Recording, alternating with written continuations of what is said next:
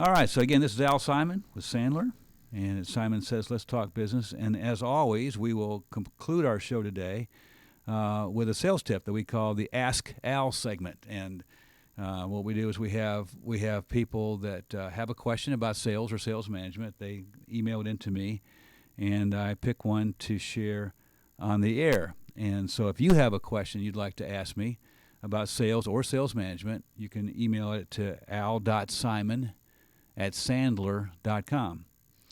And today I've picked a question that came from someone called Hillary.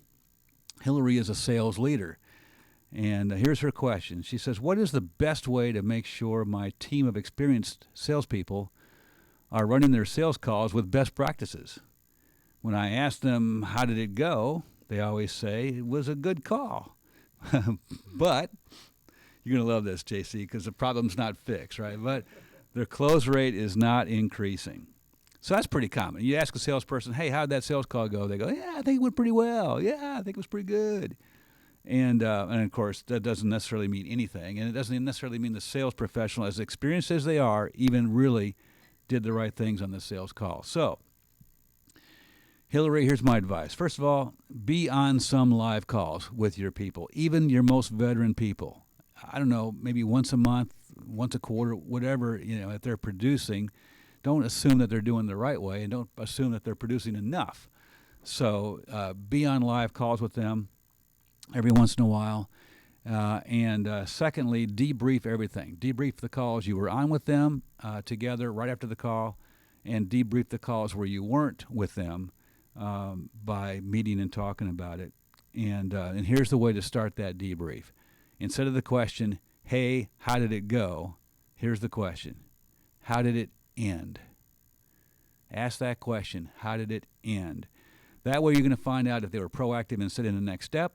That way you're going to be proactive in determining what, what are the current statuses of these accounts. And then you can walk back from how it ended to what did they do during the call.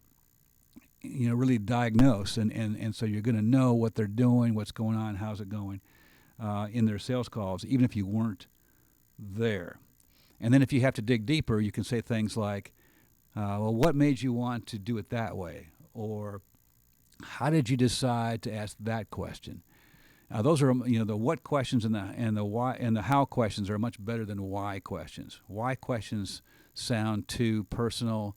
They sound like you're questioning the salesperson's abilities, and then they get defensive and it goes haywire. So use what and how questions. And then if you want to change anything at all in the way they're doing things, you can say things like, well, have you considered it this way? Or what scenarios can you imagine where you might want to change it up and do it that way? And that gets them thinking about getting out of their comfort zones and doing the calls the way they really should be doing their calls. And then it's always great to use presumptive questions too, Hillary. Presumptive questions would be things like, so when you ask them about their budget, what did they say? That's a presumptive question, right? Because you're presuming they asked about the budget. And you probably would ask that question because you're probably thinking they don't really ask that question. You see how that goes? So when the salesperson hears when you ask them about the budget, what did they say?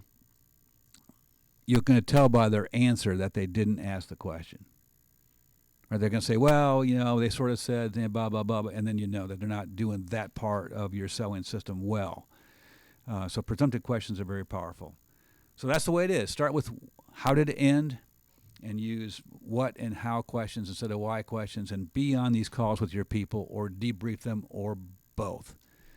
And that's our sales tip for today in our Ask Al segment.